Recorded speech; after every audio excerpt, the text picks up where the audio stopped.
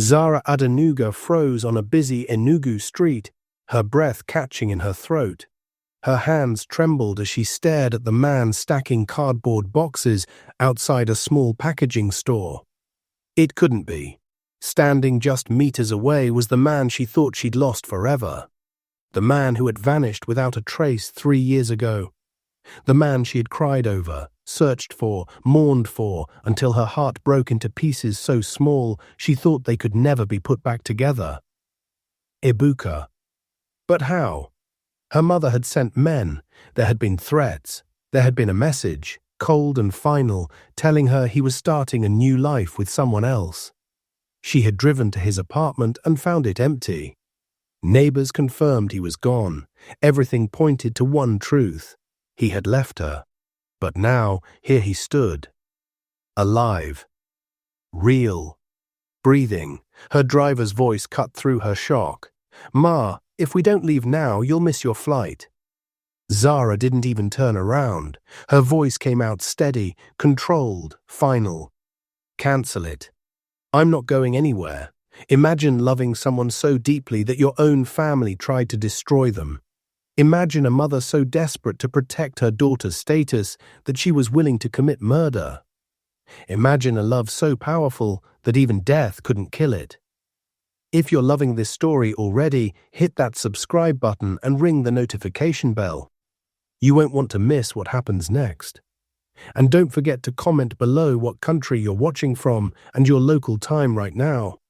This is a story about love across impossible divides, about the cruelty of pride and the power of humility, about betrayal, survival, and the kind of redemption that restores your faith in humanity. But to understand how we got to this moment in Enugu, to this impossible reunion, we have to go back to where it all began, back to a crowded Lagos market where a billionaire's daughter, tired of her golden cage, walked into the chaos of everyday Nigerian life and met a man who would change everything. The sun blazed over the crowded streets of Mile 12 Market in Lagos. It was a place where chaos and color collided, where the scent of roasted corn mixed with the aroma of freshly cut vegetables, and where everyone seemed to be in a rush. Zara Adenuga, the only daughter of Chief Adewale Adenuga, billionaire oil magnate and CEO of Adenuga conglomerate, walked into the market alone, without security.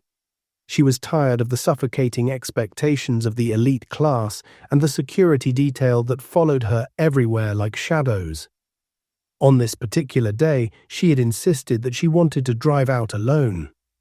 She took her driver's Toyota Camry, wanting to feel like an ordinary person for once.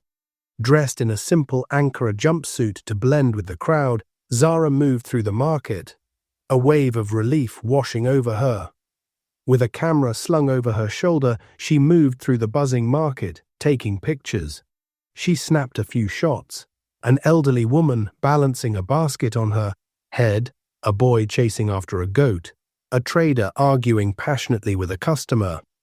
She bought roasted corn and munched as she walked through the market, taking more shots. Then a man caught her attention. He sat beneath a mango tree at the far end of the market, quietly sipping water from a sachet, his wheelbarrow resting beside him. There was a calmness about him, a composed presence that pulled her in. Zara instinctively raised her camera and clicked. The sound of the shutter made him look up, and their eyes met. She felt something strange stir inside her immediately. He was striking. Dark-skinned, lean but strong, with a jawline that could have belonged to a model. His eyes were clear and intelligent. For a split second, she forgot to breathe. He stood up and dusted off his trousers. "Excuse me, did you just take a picture of me?" Zara blinked, taken aback. She hadn't expected such articulate English from someone pushing a wheelbarrow. Yes, I did. I'm sorry, I didn't mean to intrude." He stepped closer, curious. "Why would you take a picture of a stranger without asking?" I just found the composition interesting," she stammered. "You were still. Peaceful. It caught my eye. "Are you a photographer?" he asked, his tone calm but inquisitive. "Yes," she replied quickly, then added, "just as a hobby." He studied her for a moment. "You don't look like someone who comes here often. You're wearing expensive perfume. Your sandals don't belong on these roads." Zara simply smiled and extended a hand. "I am Zara." He hesitated, then shook it. "And I am Ibuka." She felt a strange jolt at the contact. "Nice to meet you, Ibuka." They got along quickly, and Ibuka took her round the market, while she took more shots. When it was time for her to leave, she stood reluctantly. "Thank you, Ibuka. This was refreshing." "You're welcome, Zara. I hope this isn't the last time I see you," he said, smiling. "It won't be," she said softly. "I'll come again." As she walked away, she couldn't help glancing back. Ibuka was watching her, the same calm look in his eyes. What she didn't know was that the moment she captured him on camera, she had also captured something in her heart. Ibuka couldn't stop thinking about her. Even as he pushed his wheelbarrow through the crowded market the next day, his thoughts kept returning to the strange yet beautiful girl with the camera. But he quickly reminded himself of his financial status. Although Zara didn't tell him exactly who she was, he knew they didn't belong to the same class. He had expected never to see her again. Girls like her didn't return to places like this. But 3 days later, just before noon, as he loaded sacks of onions for a trader, he heard the voice. "Hi again." He turned sharply. Zara stood a few feet away, holding her camera. "You came back," he said, surprised. Zara smiled and walked up to him. She walked with him to deliver the sack of onions he had just loaded, after which they found their way back to the mango tree where she had met him the first time. She studied him closely and asked, "What's your qualification?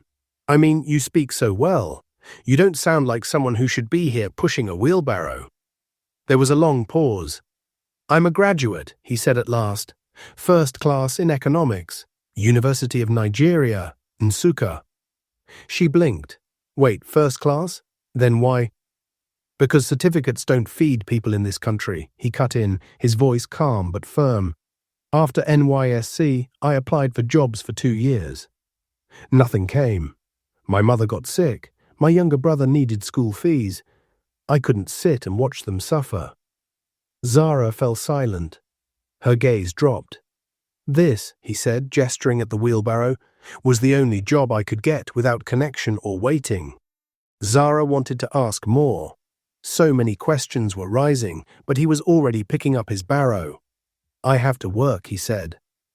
Zara asked for his phone number, which he gave willingly.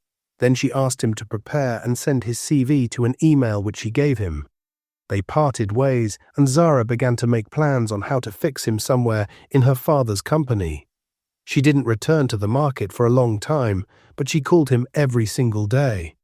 She found so much joy talking to him, and she felt like she couldn't go a day without hearing from him. She realized then that she had fallen in love with Ibuka, the wheelbarrow pusher. Zara changed completely and became happier and more alive. Her laughter had become more spontaneous, her voice lighter, her energy calm and unbothered. Her parents noticed, but they said nothing at first. Her father, Chief Adewale Adenuga, watched her over dinner one evening, the way she pushed food around her plate, humming quietly to herself, completely at peace. "You've been smiling a lot these days, Zara," her mother finally said, breaking the silence. Zara looked up and shrugged casually. "Just in a good mood." Zara, of course, had no intention of telling them about Ibuka. That would be madness. Ibuka was the very definition of what her parents would never approve of.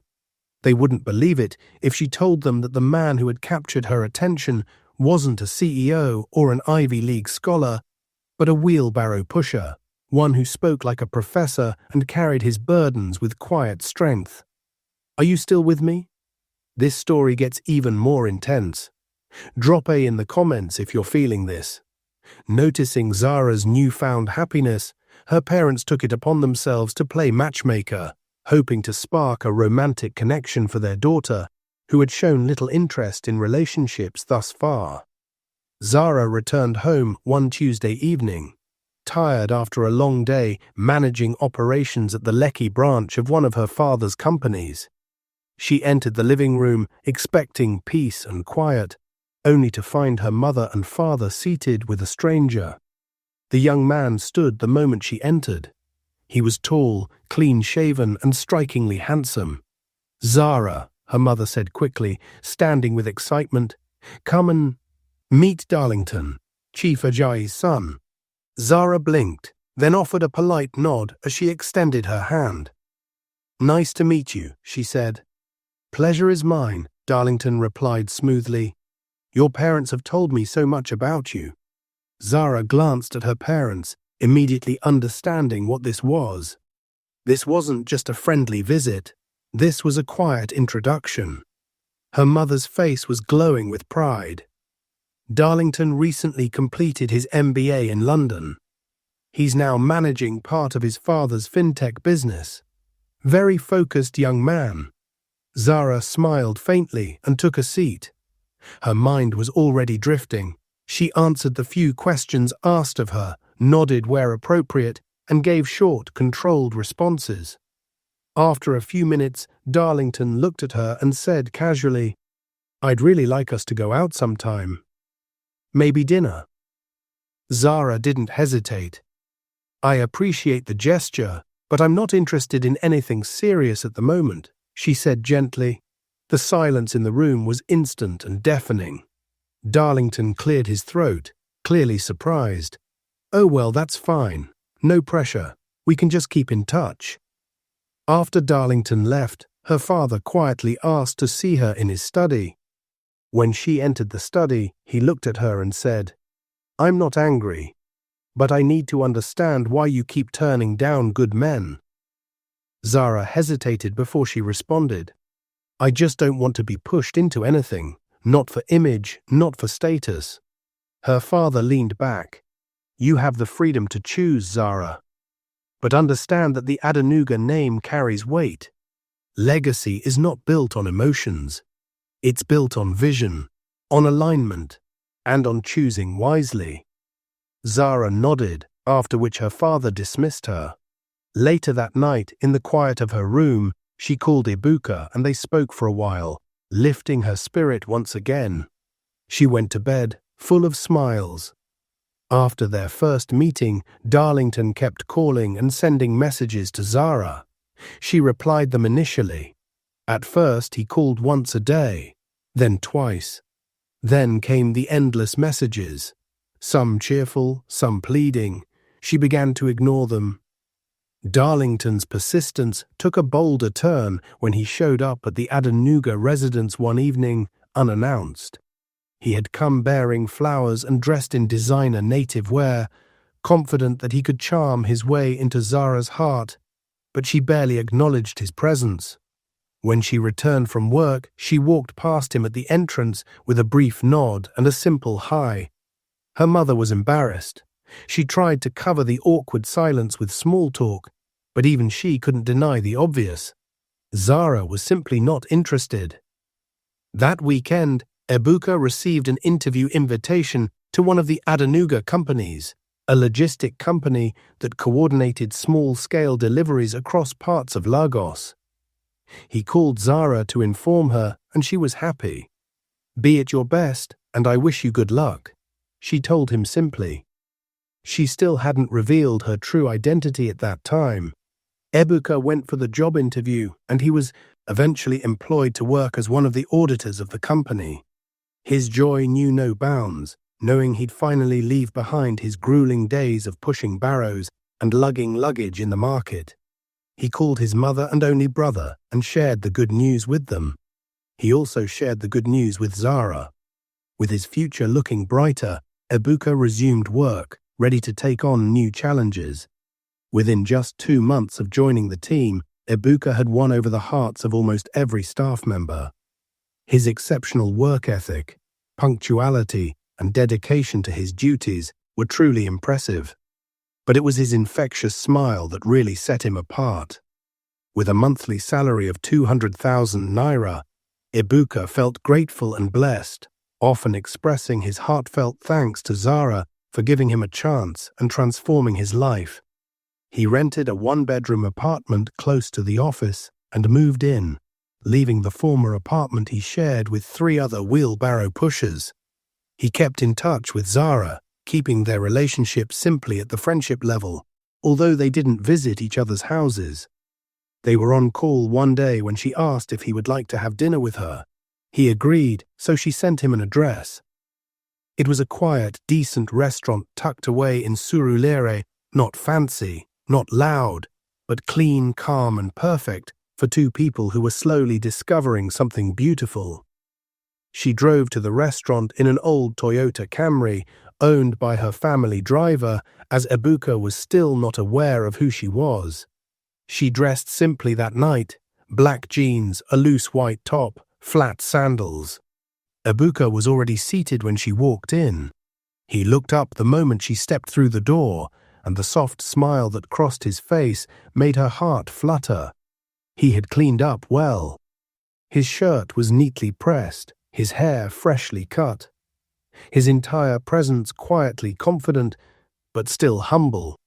They exchanged shy smiles as she sat opposite him. The meal was simple. Jollof rice, grilled fish, and soft drinks. But the magic wasn't in the food. It was in the way their eyes kept meeting across the table, in the silences that didn't feel awkward, and in the small, stolen glances when the other wasn't looking. They talked about ordinary things, the market, books, funny people they'd met. Zara laughed easily.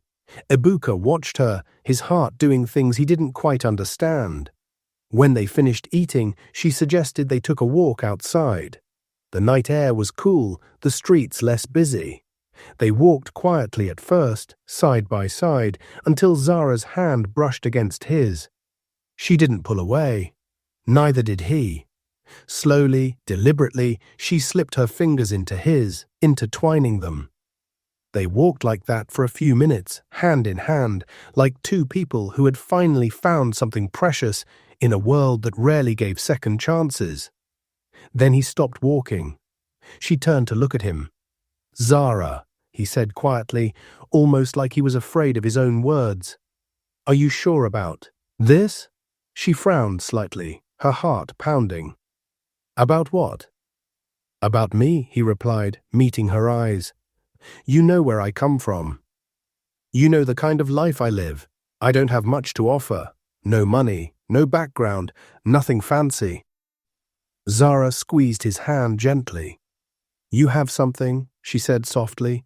"You have a good heart. And that's more than most people I know." He stared at her for a long, silent moment. Then, slowly, he reached out and touched her face, his thumb brushing lightly against her cheek, as if unsure if she was real. Zara's breath caught. And then, as if the air between them had thinned, he leaned in and their lips met. It wasn't rushed. It wasn't wild. It was soft and warm, like a promise whispered in the dark. From that day, Zara became extraordinarily happy, and even her staff noticed it. She stopped visiting her father's logistic company where Ibuka worked. Instead, they sent her reports online. Any time she was going out with him, she dressed simply and wore glasses. She even purchased a modest Toyota Camry, which she drove to their meetings, wanting to keep a low profile. Her goal was to connect with him on a genuine level, untainted by her wealth and status. So she carefully concealed her true identity, eager to experience a relationship built on mutual connection rather than material possessions. Zara's mother, Mrs. Adenuga, had spent the last few weeks observing her daughter quietly, piecing together the strange puzzle that was slowly forming before her eyes. Zara, who once walked around their mansion with a distant, distracted look, now moved with a quiet joy, a glow in her eyes she didn't bother hiding. But what troubled her mother wasn't the glow, it was the source of it. She had watched as Zara brushed off Darlington's calls, ignored the polite messages from the young billionaire, and even walked past him in their living room without a second glance when he came visiting. It was unlike her daughter, and as a mother who believed in control, structure, and social order, she knew something or someone had her daughter's attention. One evening, unable to contain her curiosity any longer, she walked into Zara's room after dinner. Zara was seated on her bed, scrolling through her phone with a soft smile on her lips. Mrs. Adenuga didn't waste time. "Zara," she began, her voice calm but firm, "why are you avoiding Darlington?" Zara looked up, surprised but composed. "Mum, we've talked about this. I'm not interested in him." Her mother folded her arms and stared at her. "You haven't been interested in anyone we've introduced to you. But lately, you've been glowing. Someone has your attention. Who is he?" For a moment, Zara hesitated. She hadn't planned to reveal anything yet. Not until she was sure, not until she could control the narrative. But something told her it was time to say something, even if only partially. "I'm seeing someone," she said quietly, "but I'll introduce him to you when the time is right." Her mother's eyes sharpened. Immediately, "Who is he?" Zara shook her head. "Not now. When I'm ready." The older woman's lips pressed into a thin line. "You know this family's name carries weight, Zara. Be careful." Zara nodded, but said nothing more. Her mother left the room without another word. But her mind was already racing. She trusted her instincts, and they told her this wasn't good.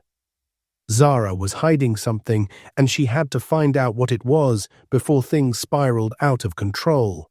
That same night, she summoned one of the senior security officers who had worked with their family for years, a man she trusted with sensitive matters. "I want you to quietly follow Zara," she instructed him. "No one must know. Find out who she's seeing. I want details, everything." The man nodded without questions. He understood the weight of discretion. For the next few days, he followed Zara carefully. He tailed her from the house to her office, from the office to a small restaurant in Surulere, where she met a young man. He observed them sitting together, talking, laughing, sometimes holding hands. He noticed how relaxed Zara was around him and how easily she smiled. It didn't take him long to gather information. He found out that the young man was one of their logistics staff, Ibuka Obi. That revelation alone startled the officer. He knew the family's standards. A mere logistics staff could never, in any world, be considered a suitable partner for the only daughter of the Adenugas. He returned to Mrs. Adenuga with the details. "Madam, his name is Ibuka Obi," the officer reported. "He works at Adenuga Logistics. Junior staff, no position of note." That alone was enough to raise Mrs. Adenuga's alarm, but she needed more. "Find out where he's from, his family. Everything," she instructed coldly. The officer wasted no time. Within days he returned with a full report, which he gave to Mrs. Adenuga.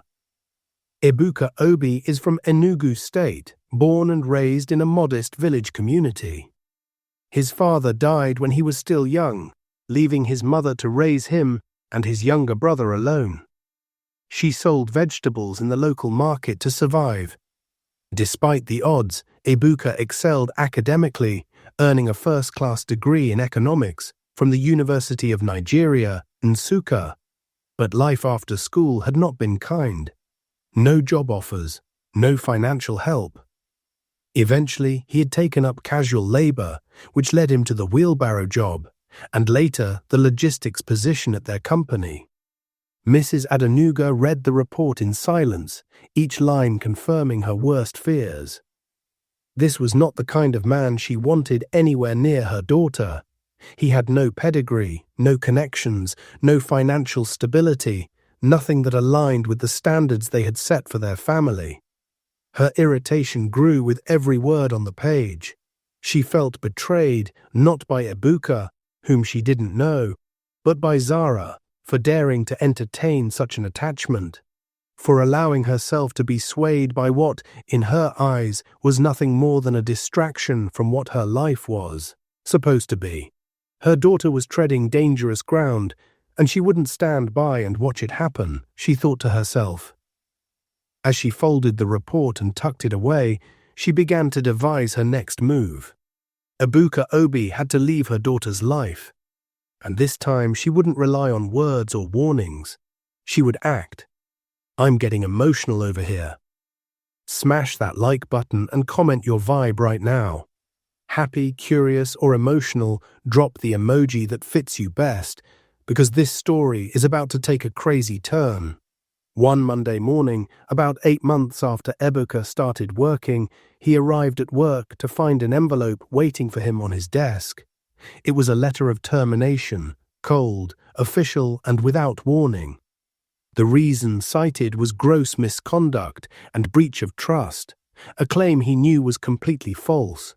He stood there, reading the letter over and over, trying to make sense of it. No one in the office seemed to have answers, no explanation, no confrontation. Just a signed letter and a clear message: he was no longer wanted. He walked out of the building with a heavy heart, the weight of humiliation pressing on his shoulders. But his first instinct wasn't to run home and hide, it was to call Zara. When they met later that evening at their usual quiet spot, he broke the news to her. I lost my job today, he told her bluntly, his voice calm but strained. They said I breached trust. I don't even know what they're talking about. Zara's heart sank. Her parents must have discovered her secret. But since she had kept her true identity hidden from him, she feigned surprise and hastily promised to investigate, claiming she would speak with the friend who had helped facilitate his employment. Her mother wasted no time. The very next day, Mrs. Adenuga, followed by 2 security men, visited Ibuka's one-bedroom apartment, one of the men holding a brown envelope, thick and heavy. She didn't mince words. I am Chief Mrs. Adenuga. I will make this simple, she said. Leave my daughter. Disappear from her life. This is 5 million naira. Enough to start over anywhere. Ibuka stared at the envelope, then back at the woman. He was confused, his heart pounding. Who exactly is your daughter? He asked quietly. Mrs. Adenuga's face remained expressionless. You know exactly who I am talking about. Please, understand that you're not wanted. You can't fit in. Ibuka took a long, steady breath. Then he stood without touching the envelope. I think there might be a mix-up somewhere. First of all, I don't know who you are talking about. And secondly, please keep your money, he said. I don't need this kind of money. Mrs. Adenuga and her men left his house. That night, Ibuka met Zara again. He didn't hide his confusion. Who are you really? He asked her softly, eyes searching hers. There's something you're not telling me. Someone warned me off today. Someone powerful. Zara's heart raced. She had fought so hard to keep her identity hidden. But it was clear now there was. No more hiding. Ibuka deserved the truth. My name is Zara Adenuga, she said finally, daughter of Chief Adewale Adenuga. She watched him closely, waiting for the shock, the anger, the betrayal to settle in his eyes. I didn't tell you because I wanted someone to love me for who I am, not what I have.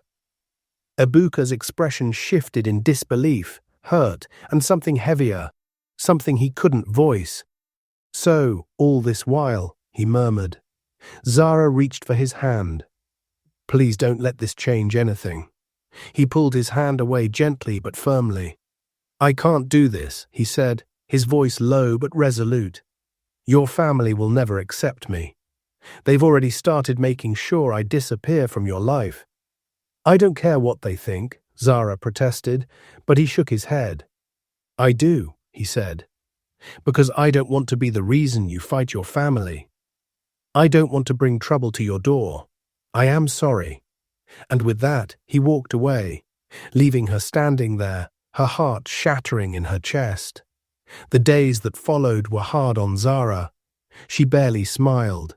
Ibuka had stopped taking her calls. She stopped paying attention at work. She grew quiet at home, avoiding conversations, barely eating. Her mother noticed. She knew immediately what it meant. Her daughter was still holding on to that boy. She decided that if bribery and threat didn't work, she would try something else. It didn't take long to set the plan in motion. She quietly called her trusted security guard and whispered something in his ear. He nodded and walked away. She smiled to herself, feeling happy and satisfied. Her husband, Chief Adenuga, had no idea what she was planning. She kept her plans a secret from him. Since the night Ibuka walked away from Zara after she revealed her identity, a cold silence had grown between them. Days turned into weeks, and he hadn't called, hadn't texted, hadn't even tried to see her. She checked her phone more times than she cared to admit, hoping to see a message from him, something to hold on to, but there was nothing. She stopped smiling at work. Her energy was gone. Meetings became tedious. Her staff noticed her moodiness, but she shrugged off their concerns. Inside, she felt empty, carrying the weight of a love she couldn't touch. Then one afternoon, while she was seated in her office, staring blankly at her laptop, her phone buzzed. It was a message from Ibuka. Her heart raced as she picked up the phone and opened it, hope flickering faintly inside her. But the words on the screen crushed her. It read, "Thank you, Zara, for everything. You are a good person. But I've made my choice. I'm relocating far away, starting a new life with the woman I truly love. I hope you find happiness too. Take care of yourself." Zara's hand trembled as she read the message again and again. It didn't make sense. It couldn't be true. Her throat tightened, and without thinking, she grabbed her car keys and rushed out of the office. She drove straight to Ibuka's apartment, the small, one-room space he had told her about once. Her heart thudded painfully against her chest as she pulled up in front of the compound. She climbed the stairs quickly, her breath shallow, and knocked hard on the faded brown door. No response. She knocked again, louder this time. A neighbor, a middle-aged woman with a wrapper tied around her chest, appeared from the next flat, wiping her hands on a piece of cloth. "You're looking for Ibuka?" the woman asked. "Yes," Zara replied breathlessly. "Is he around?" The woman shook her head casually. "He moved out 2 days ago, packed his things and left. Just said he was traveling far." Zara's stomach dropped. She stepped back and peered through the dusty window of his apartment. The curtain had been removed. The room inside was empty. No mattress, no clothes, nothing to suggest that anyone had lived there. Her legs felt weak. She whispered a quiet thank you to the neighbor, though she barely heard herself, and walked back to her car in a daze. Sitting behind the steering wheel, she stared blankly ahead as the message replayed in her head like a cruel echo. Starting a new life with the woman I truly love. Her mother's earlier warnings. The silence that grew between them. It all now felt like truth. Tears filled her eyes, and as she drove away from the compound, her heart broken beyond recognition, she had no idea that what she believed was true was the greatest lie of all. A lie carefully crafted by her own mother. A lie that had just destroyed 2 hearts. Ibuka didn't just disappear. Something terrible had happened to him. Zara was no longer herself. Ever since that cold message from Ibuka, her world had begun to fall apart. She cried often, mostly at night, but sometimes even in the middle of meetings, where she had to excuse herself and hide in her office bathroom just to breathe. Nothing made sense anymore. She would lie awake at night, replaying every moment in her mind. The way he held her hand. The way he looked at her when he didn't think she was watching. The way he loved her like she was the only thing that mattered in the world. Mrs. Adenuga had been watching closely, and she didn't like what she saw. She believed time would wash away whatever emotional entanglement Zara had gotten herself into. She had expected tears, yes, but not this prolonged heartbreak. It had been weeks, and yet Zara remained moody, emotionally absent, and visibly unwell. So she turned back to the plan she had paused earlier. Darlington. Handsome. Wealthy. Connected. A man who could restore her daughter's path and wipe out the shame of that ridiculous affair with a commoner. She invited Darlington to the house again. He was only too happy to oblige. The young man had fallen for Zara the moment he saw her, and he couldn't understand why she continued to pull away. Zara knew something was up when her mother suddenly began checking in on her more often, asking her what she wanted for lunch and pretending to care about her mood swings. Then came the trap, a formal dinner. Zara walked into the dining room and found Darlington seated at the table, dressed smartly, smiling warmly. Her mother gestured to the chair next to him. "I thought you two could eat together tonight." "You've been so isolated lately," she said softly. Zara tried to object, but her mother's stare was firm and unyielding. So she sat. The food looked good, but she couldn't eat. She could barely even hold a conversation. Darlington talked about his latest project, his family's growing empire, the luxury house he was building on Banana Island. He tried to make her laugh. He complimented her hair. But all Zara could think about was Ibuka. She nodded politely, forced a small smile. But her heart was not in that room. After dinner, her mother insisted that Darlington drive her out for dessert, just to clear her mind. Zara didn't want to go, but she was tired of arguing. So she went along, hoping to keep it short. They sat at a rooftop restaurant in Victoria Island, sipping milkshakes and listening to soft music. Zara stared out into the night sky, trying to pretend. Darlington leaned closer and whispered something about how lucky he felt to be with her. She turned to him and gave a tight-lipped smile, but her eyes gave her away. She wasn't there. She excused herself from the table a few minutes later and asked the driver to take her home. Darlington remained seated, staring at the untouched dessert in front of him, slowly realizing that he was losing a battle he didn't even understand. Back at home, Zara went straight to her room. She shut the door quietly, walked to her mirror, and stared at her reflection. Her eyes were swollen from crying, her skin pale, her heart? A maze of confusion and unanswered questions. Love didn't vanish like that. Real love didn't walk away without a word, she convinced herself. So one Saturday morning, without telling anyone, she drove to the compound where Ibuka lived before his sudden disappearance. She stood by the window of his room and peered in. The room was still bare, as the last time.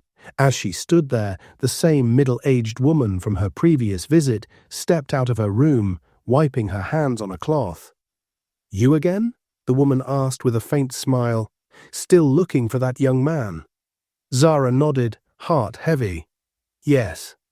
I still don't understand what happened." The woman sighed. "I told you before. He packed up and left. Didn't say much, just said he was going far." Zara's gaze dropped. The story hadn't changed. She thanked the woman and turned to leave, her heels clicking softly against the cement. She walked slowly, her thoughts loud in her head, each step heavier than the last. Then, just as she passed the corner leading to the main road, she heard a soft voice behind her. "Madam!" She turned sharply. A young man, barely in his 20s, stood by the side of a building, partially hidden by shadows. He looked nervous, glancing around as if afraid to be seen. Zara stepped closer. "Yes?" The boy lowered his voice. "I saw what happened that night. Ibuka, he didn't go on his own." Her heart stopped. "What do you mean?" "They took him," the boy whispered. "Two men. They came in a black car. He didn't pack anything. They forced him into the vehicle. Moments later, some men came and packed his belongings from his room." I think they gave that woman some money so she could keep quiet. Zara's eyes widened, her breath caught. Are you sure? She asked, her voice trembling. The boy nodded. I knew something was wrong. He looked scared, tried to resist, but they carried him away like luggage. She wanted to ask more, but the boy was already retreating, his face pale. Please, madam, don't say I told you anything. I don't want trouble. Then he disappeared into the building, leaving Zara frozen. Wait until you see what happens next. If you haven't subscribed yet, do it now. You don't want to miss how this ends. Ibuka didn't leave. He was taken. And the only person she suspected could do that, or had any reason to do that, was her mother. Zara didn't confront her immediately. She went home in silence, her mind reeling with every possibility. The pieces began to fall into place. The job termination, the cold message, the silence, and now the kidnapping. Ibuka had once told her someone had warned him, someone with power. He hadn't named anyone. But now she understood. She didn't cry this time. She was beyond tears. That evening, dinner was unusually quiet. Zara said nothing until the meal was almost over. Then she looked up slowly and asked, her voice calm but sharp enough to cut through the air.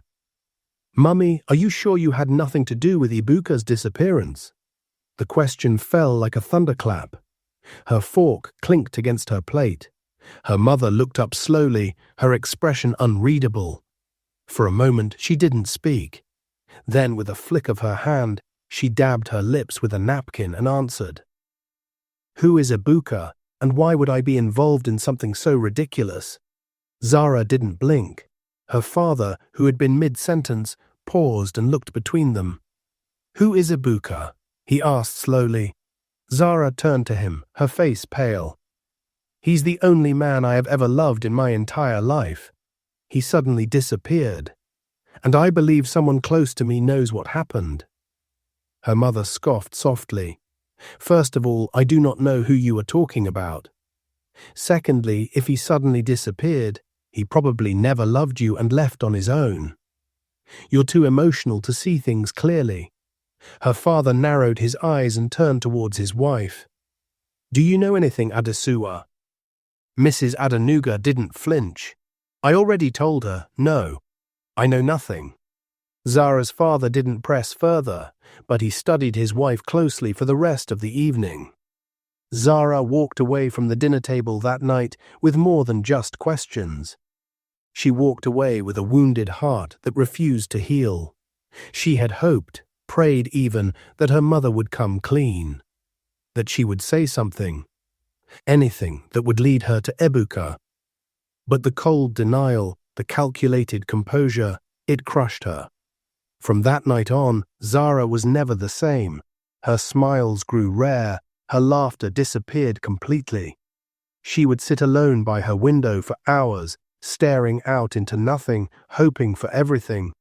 She lost weight, fell ill, and even when her body recovered, her soul didn't. Her parents noticed the change. At first, they blamed heartbreak, then they blamed defiance. Finally, they just blamed time. But nothing healed Zara. Darlington became a frequent visitor again, persistent, charming, and blind to the pain in her eyes. Zara, I know I messed up by introducing myself the wrong way, he said one afternoon, standing in their living room with a bouquet of lilies. But I've been here, I've waited, and I know I can make you happy. Zara looked at him, pale, tired, unmoved. Darlington, she said gently, you need to stop. He blinked. What do you mean? I can't love you, she said, her voice soft but final. Not now. Not ever. But why? He asked, almost desperately. Because my heart is not a thing I can hand to someone out of gratitude or pressure. It belongs to someone else. Even if I never see him again. He was silent. I wish you well, Darlington, she added. I do.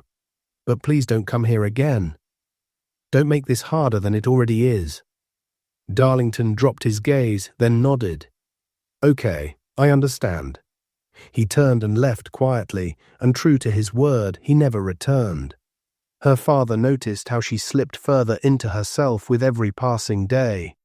He brought books, counselors, even suggested travel. Her mother pretended to care, but deep inside she wanted the problem erased. "Zara, how long will you live like this?" her mother asked one day as they sat in the garden.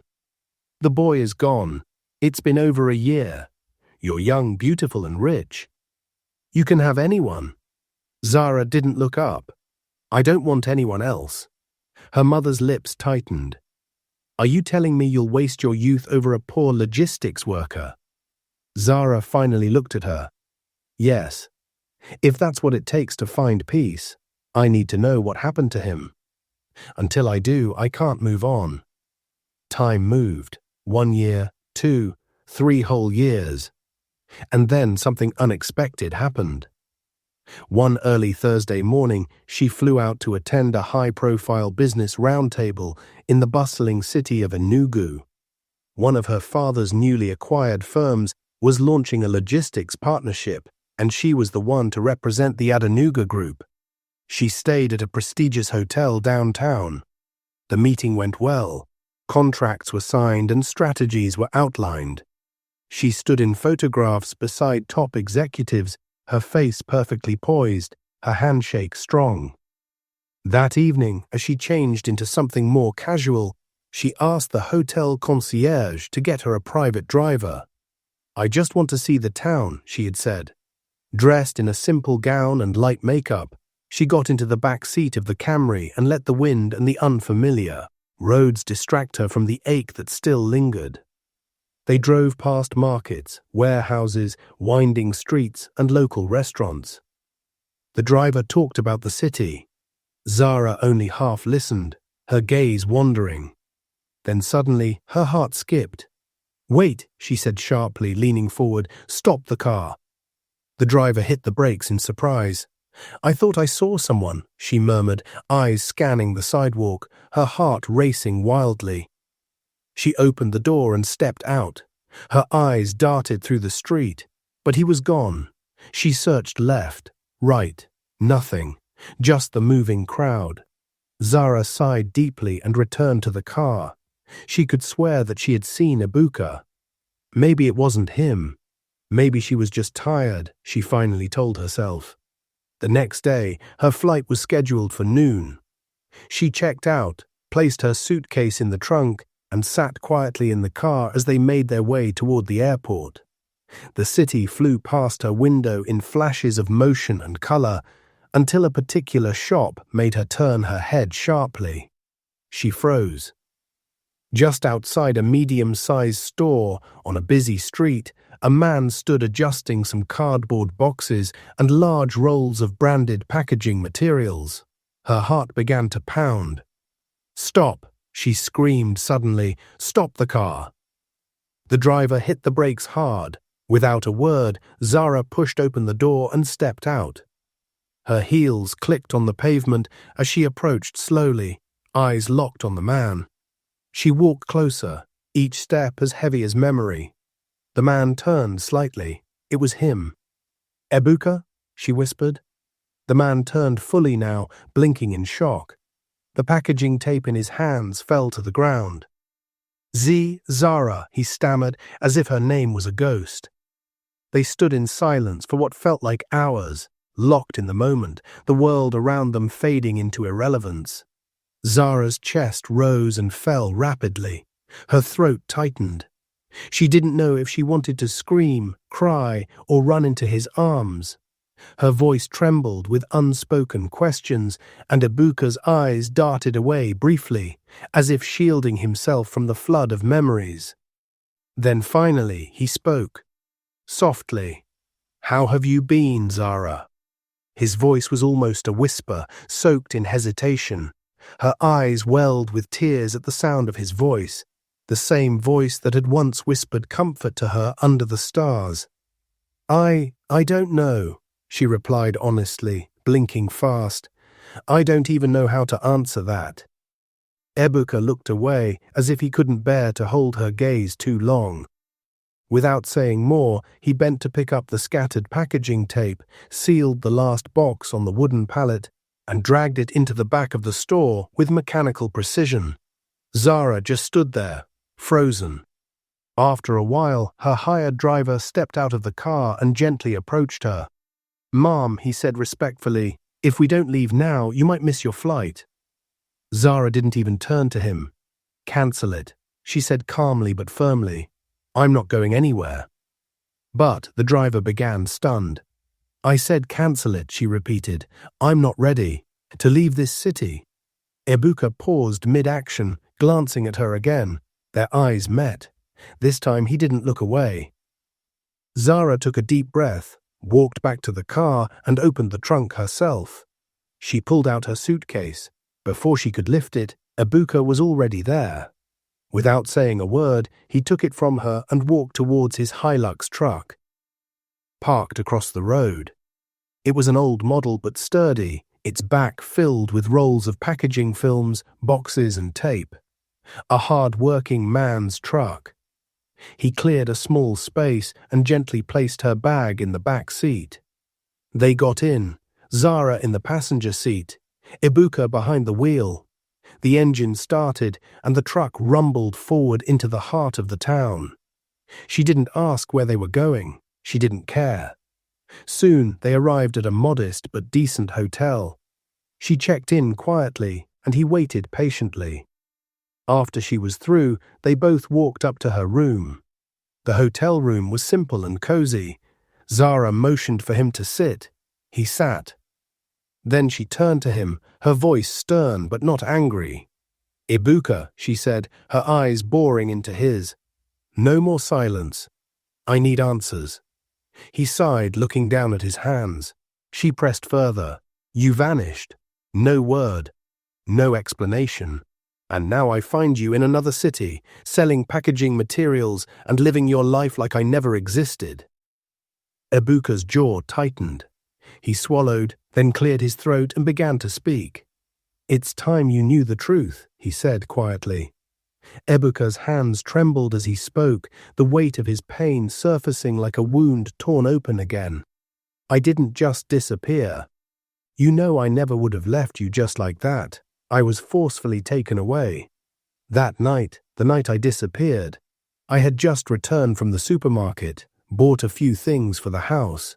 I had barely stepped into the compound when two men approached me. Well-dressed, confident. One smiled, the other didn't. They called my name, and before I could even respond properly, one of them said, "We need to talk. It's urgent."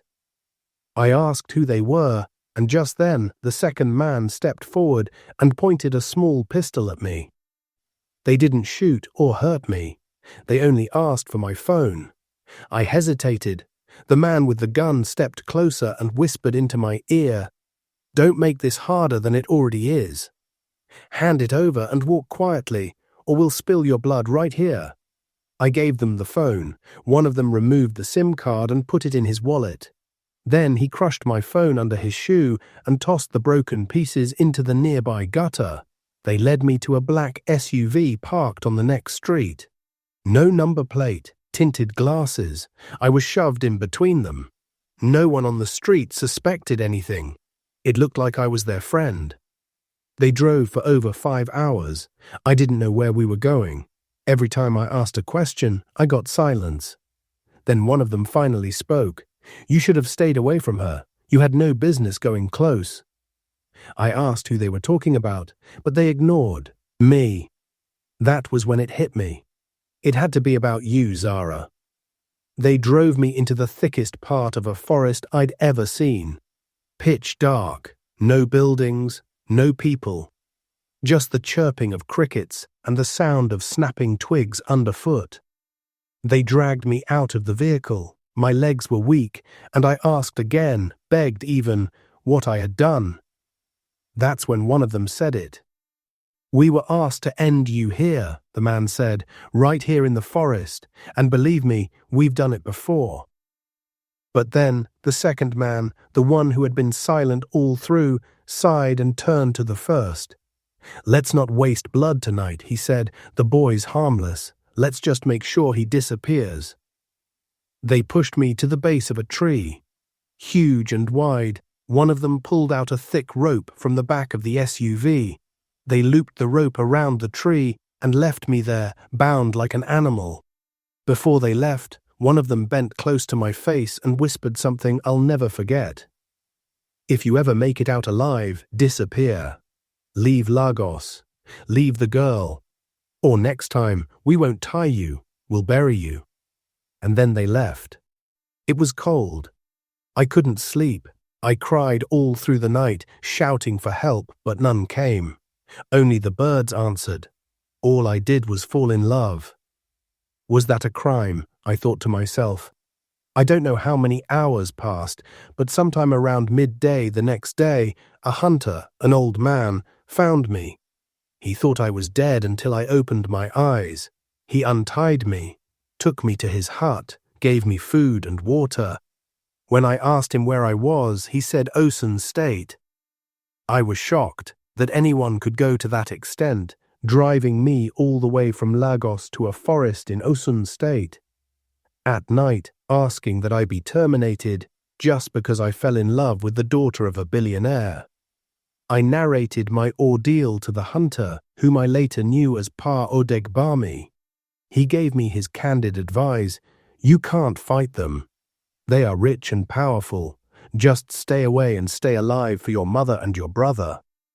Those were his exact words, and honestly, he made sense. I spent 3 weeks with him before I found my way to Enugu here to meet my mother and only sibling. She was in shock, but she didn't ask many questions. She just held me like a baby. I was scared to reach out to you, and even if I wanted to, I had lost your number because of my phone that was taken away. For weeks, I stayed indoors. Then I tried to pick myself up. I got a small job in a sachet water factory as one of their loaders. It wasn't much, but I saved everything I could.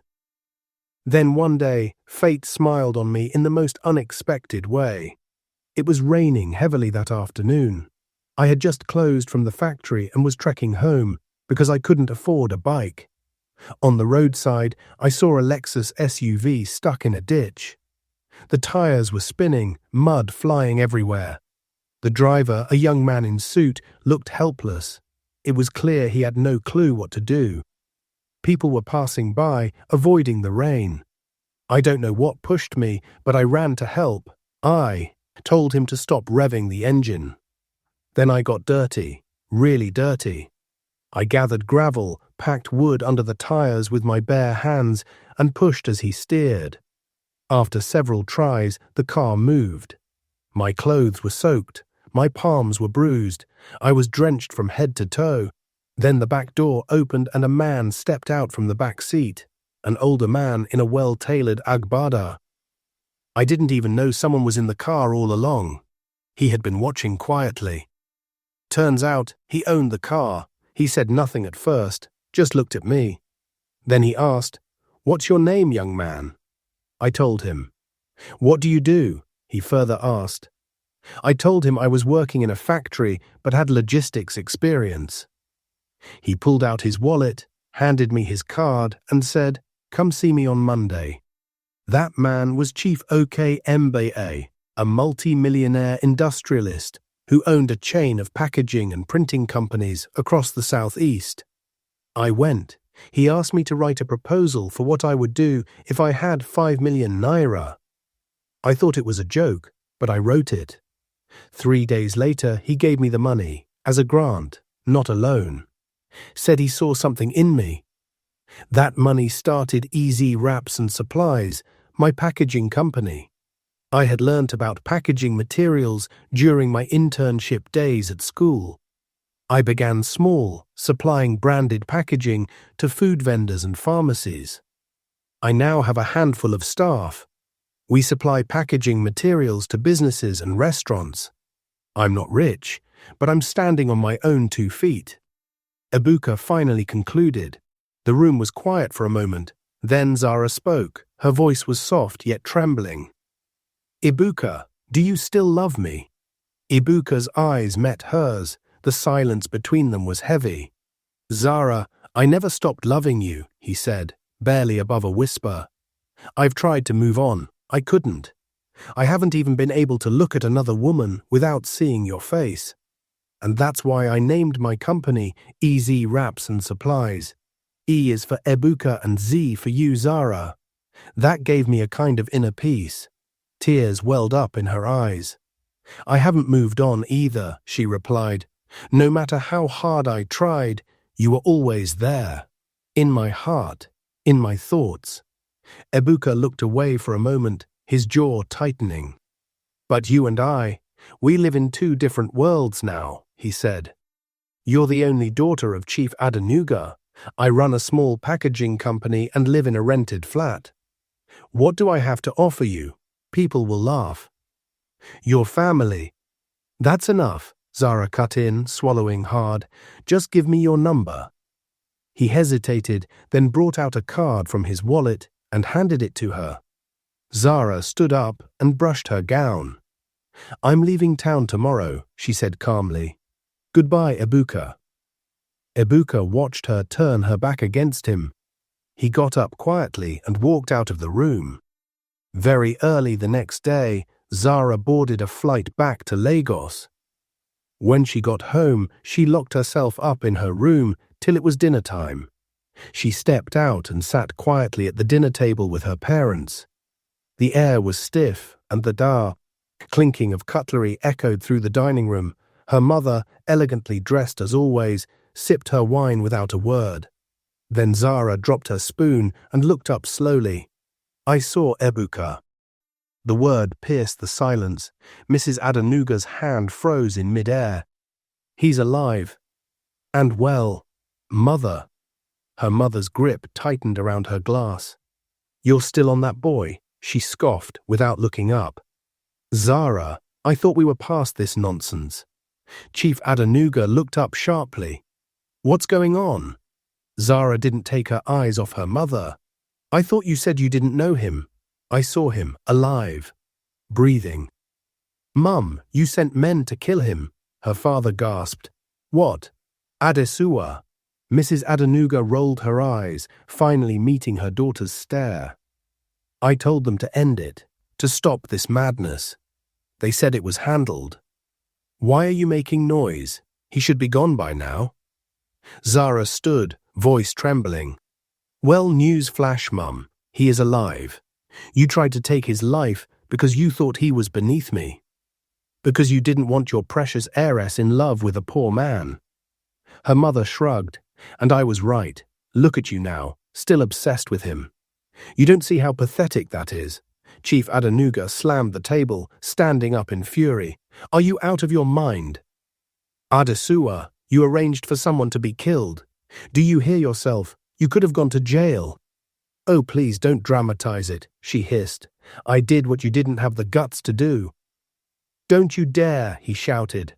I was never aware of any relationship, and even if I were, I would never have thought of taking a life. What you did is criminal. You acted like a murderer. Zara's tears flowed freely now, but her voice was steel. You took away the only man I ever truly loved. You ruined everything, Mum. And now you sit there like you did nothing. Her mother remained unapologetic. I did what any good mother would do. Zara took a step back, shaking her head slowly, staring at the woman who gave her life and nearly took someone else's. No, Mum. You did what monsters do. She turned to her father. Daddy, I don't want to be part of this family's legacy anymore. If this is what it takes to be your heir, heartbreak, betrayal, blood on my hands, then you can have it all. Then, with one final look of pain and disgust, she walked away, her steps echoing through the quiet house. The following day, Zara returned home from work holding a white envelope. She walked straight to her father's study. Chief Adenuga was behind his large mahogany desk, reviewing documents, when Zara walked in unannounced. Without a word, she stepped forward and placed the envelope squarely in front of him. He looked up at her with mild curiosity, then opened it and scanned its contents. His brow furrowed. Resignation, Zara stood her ground. Yes, Daddy, I've made up my mind. I choose peace. I choose love. I choose Ibuka. Being your heiress is not worth the cost of my soul. I resign. Chief Adenuga leaned back slowly in his chair, eyes fixed on her. Then he sighed, long and deep, before folding the letter and setting it aside. Zara, I only ever wanted what's best for you. I may not have agreed with your choices, but I never wanted you to suffer. He paused, his voice softer now. Invite him here. I want to see this Ibuka for myself. Zara blinked, stunned. Her heart skipped a beat. Are you serious? He nodded. She wasted no time. She returned to her room and called Ibuka for the first time since she collected his card in the hotel room, her voice trembling with excitement. She told him her father wanted to meet him, but his response was hesitant. No, Zara, I can't. Not after what happened. What if it's a trap? What if your mother tries again? Zara pleaded, reassured him, begged, until eventually he gave in, not because he wasn't afraid, but because he loved her too much not to try. Before traveling, he informed his mother. 3 days later, Zara waited at the Lagos airport with her driver. As Ibuka walked through the terminal gates, her heart swelled with emotion. Despite the trauma, he still carried his simplicity and quiet strength. She ran to hug him, then quickly ushered him into the car. They rode home in silence, tension rising like steam in a closed room. Ibuka's palms were sweaty. Zara reached over to squeeze his hand.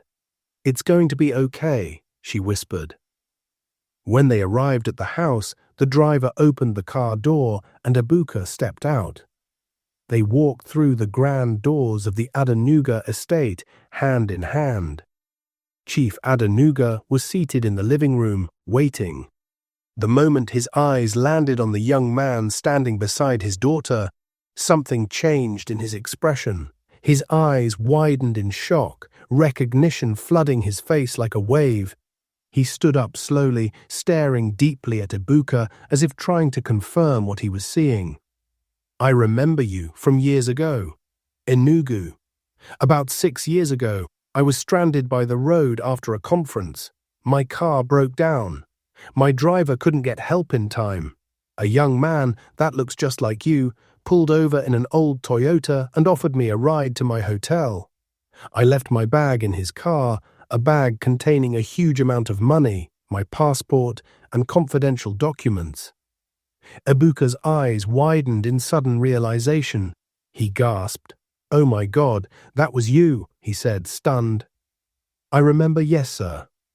It was my classmate's car and he needed to service it but was feeling unwell, so I offered to help. You were the one wearing a navy blue kaftan and glasses that day. Chief smiled, a deep.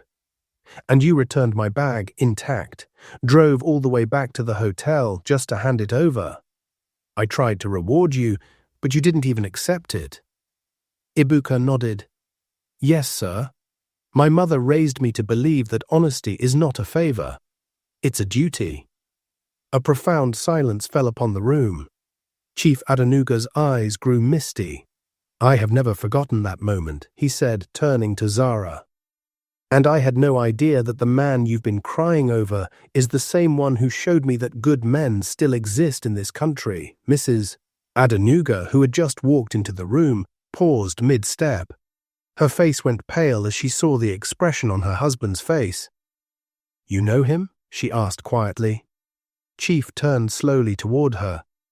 He is the same young man who saved me from embarrassment and possible danger in Enugu, and returned a bag that could have changed his life, intact. Mrs. Adenuga swallowed hard, her eyes glassy. She moved closer to Ibuka and began to talk calmly. Ibuka, I was wrong. I went too far. I thought I was protecting my daughter, but I let my pride lead me into wickedness. Please, forgive me. Ibuka, though visibly uncomfortable, nodded slowly. I forgive you, Ma. Chief walked forward and placed a firm hand on Ibuka's shoulder. Young man, he said, his voice now clear and commanding. "You have proven yourself, not by wealth, but by integrity, something even money can't buy.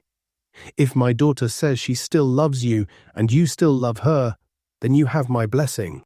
Tears streamed down Zara's cheeks. She looked at Ibuka, who was now overwhelmed and speechless. Mrs. Adenuga lowered her head in shame, and for the first time in a long time, there was peace in Zara's heart. Ibuka reached for Zara's hand and held it tightly, still shaking his head in disbelief. What he thought he had lost forever had found its way back to him. Not just Zara, but dignity, redemption, and a future. A few days later, Ibuka returned to Enugu, but not alone. He went with Zara to introduce her to his mother formally. Mama was outside peeling cassava under the mango tree when she looked up and saw her son walking in with a stunning young woman beside him. She squinted, not sure what she was seeing. "Mama," Ibuka called, his voice rich with joy. Mama slowly stood up. "Ibuka, is this?" Zara knelt immediately and greeted respectfully. "Good afternoon, Mama. My name is Zara." Mama blinked. "Zara? The same Zara?" Ibuka nodded, stepping closer. "Yes, Mama. And she came to see you, to ask for your blessing." Tears filled Mama's eyes. She dropped the cassava bowl and walked toward them slowly. Then she did something that startled Zara. She pulled her into a tight hug. The embrace was warm, motherly, and long overdue. "My daughter, welcome. May God bless you. You've brought light to my old age. You are my answered prayer. I have been praying for my son to find a good wife, and I know God just answered me," she whispered. From that moment, plans moved fast. The families met officially. Zara's parents sent delegates from Lagos to Enugu.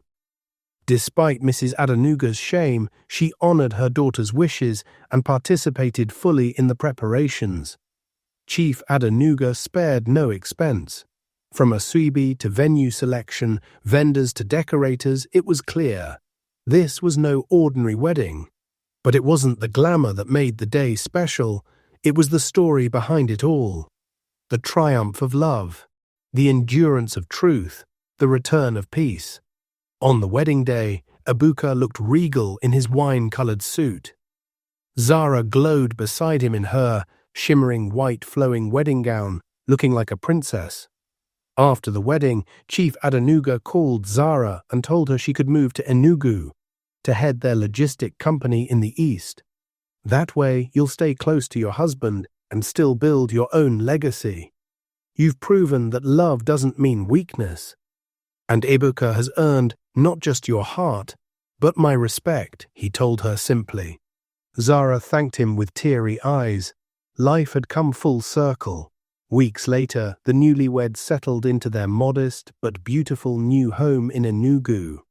Zara resumed her new role as managing director of Adenuga Logistics East, while Ibuka continued to grow his own company. Their story became a symbol of love that defied class, of forgiveness, of courage to choose happiness. They had 3 beautiful children and lived happily ever after. Did this story touch your heart the way it touched mine? Smash that subscribe button for more amazing stories that will restore your faith in true love. Like if you believe Zara deserved her happy ending. Comment below and tell us what you learned from this story. I read every single comment and love hearing your thoughts. Ring that notification bell so you never miss these incredible tales of love, hope, and redemption. Until next time, keep believing in the power of love that conquers all. The end.